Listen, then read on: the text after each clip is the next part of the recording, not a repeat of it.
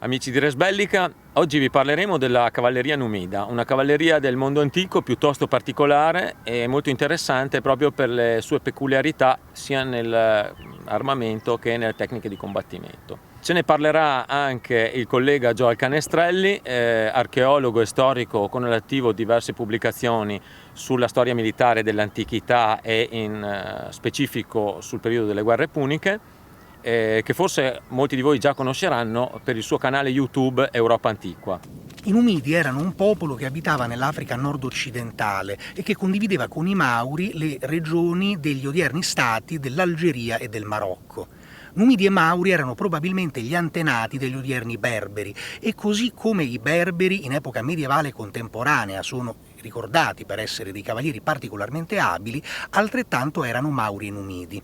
La cavalleria leggera dei Numidi viene citata la prima volta durante le guerre siciliote, che vedono i cartaginesi contrapporsi ai greci di Sicilia. Tra le varie truppe mercenarie utilizzate dai punici vi erano anche cavalieri leggeri numidi. Sicuramente però la cavalleria leggera numidica assurge a maggiore fama durante la seconda guerra punica.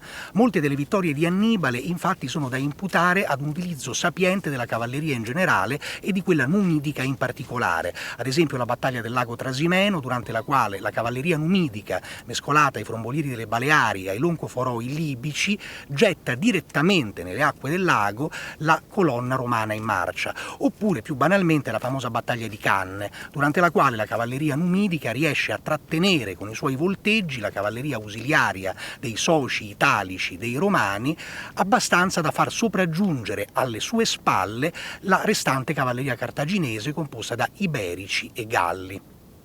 La cavalleria numidica era talmente efficace che Scipione, per riuscire a contrastare Annibale e sconfiggerlo infine a Zama, recluterà cavalieri numidi da Massinissa, principe dei Numidi Massili.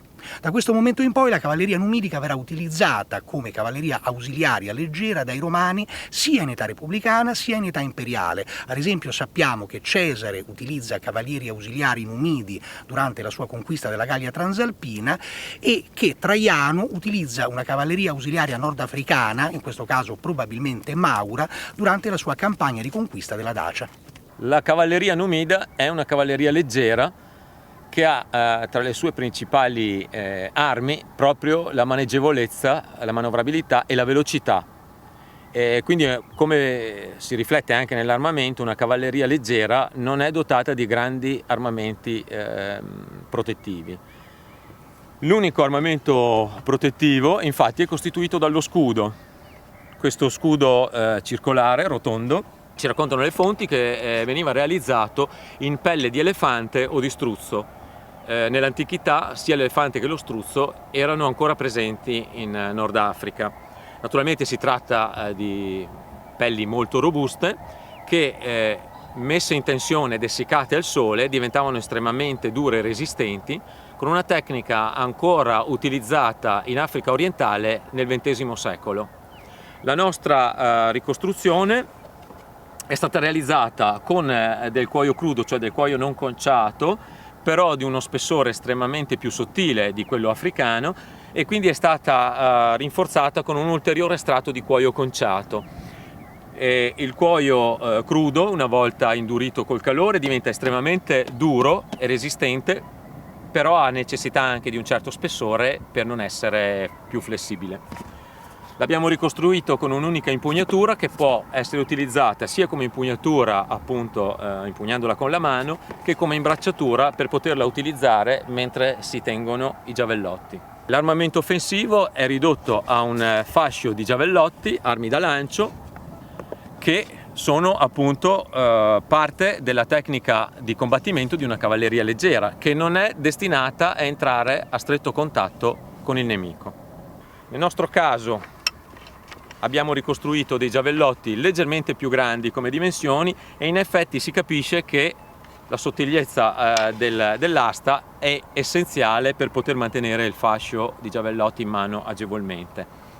L'armamento dei cavalieri numidi è rappresentato su una famosa serie di stele da Bizar nell'Algeria del Nord, Inoltre troviamo raffigurazioni di cavalieri e di guerrieri armati di un piccolo scudo rotondo anche su numerose altre sculture rupestri dal Niger, da Volubilis in Marocco e da alcune rappresentazioni libiche.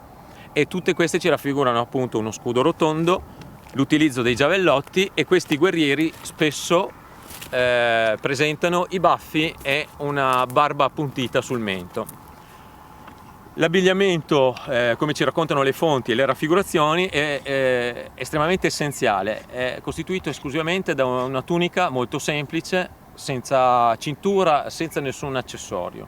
L'estrema manovrabilità di questa cavalleria era probabilmente collegata anche al proprio tipo di monta.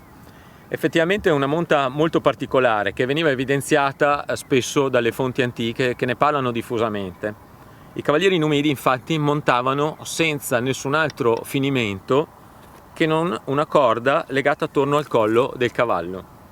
Non utilizzavano sella come tante altre cavallerie mediterranee, ma nemmeno una coperta o una fascia, un'imbottitura che rendesse più confortevole la seduta in groppa al cavallo. Soprattutto veniva evidenziato il fatto che non utilizzassero nessun tipo di briglia.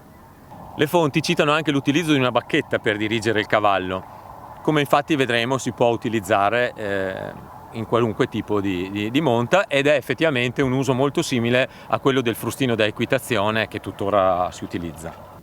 Questo tipo di monta è connaturato con uno stile di vita che favorisce ovviamente lo sviluppo di una monta così naturale e spontanea. I Numidi praticavano la caccia alla fauna selvatica nordafricana come la gazzella e lo struzzo, quindi la caccia a cavallo, e probabilmente anche la gestione delle mandrie a cavallo, quindi uno stile di vita che vedeva il contatto stretto con i cavalli fin dalla più tenera età e rendeva quindi l'equitazione un atto molto naturale e molto spontaneo. E in effetti quello che spesso viene presentato attualmente come una conquista delle nuove arti equestri chiamate etologiche o naturali, in realtà hanno una tradizione lunghissima. Lo vediamo tuttora utilizzato questo sistema, cioè l'utilizzo della corda attorno al collo, anche senza l'uso di un frustino, e possiamo mostrarvi semplicemente che l'uso della corda veniva impiegata principalmente per fermare il cavallo, ottenendo una pressione sulla trachea del cavallo tramite il nodo, e esercitando questa pressione diamo l'indicazione al cavallo di fermarsi o di arretrare, come in questa situazione, visto che eravamo già fermi, la pressione lo spinge all'indietro. L'utilizzo della bacchetta in legno flessibile è in fondo analogo all'uso delle redini come appoggio, quindi se do l'indicazione con la bacchetta per una volta, appoggiandola sul collo, o come cambio di direzione, l'utilizzo della bacchetta è sempre accompagnato all'utilizzo delle gambe e dell'equilibrio, che sono ovviamente gli aiuti fondamentali per dirigere il cavallo.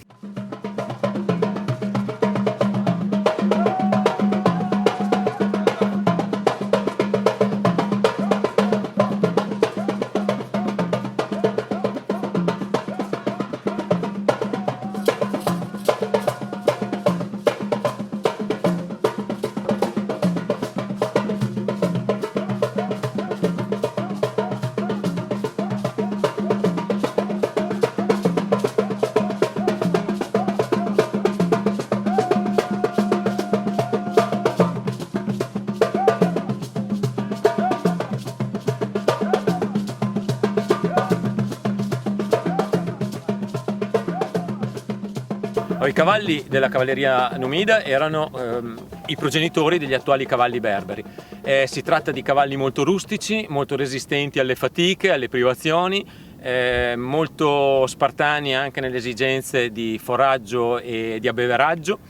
Naturalmente cavalli abbastanza diversi dal berbero attuale, che è notevolmente ingentilito e evoluto. Si trattava di cavalli molto piccoli, ma come detto molto resistenti, che secondo gli autori antichi, romani e greci, erano piuttosto sgraziati, un po' per la loro piccola dimensione, un po' perché cavalcando senza briglie tendevano ad avere un galoppo a collo disteso e a testa allungata che sembrava sgraziata ai cavalieri classici, perché ovviamente era un galoppo e una postura molto diversa da quella col collo raccolto che si ottiene utilizzando l'imbrigliatura.